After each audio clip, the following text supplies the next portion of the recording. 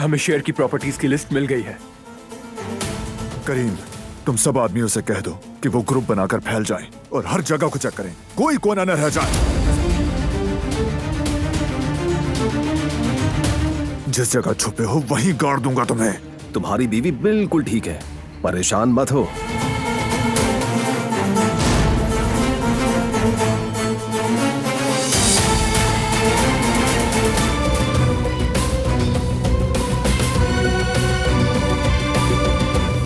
तुम ठीक हो ना?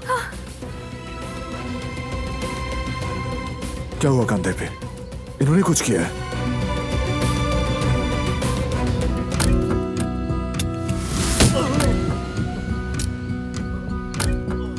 मैंने कहा था तुम्हें, कोई भी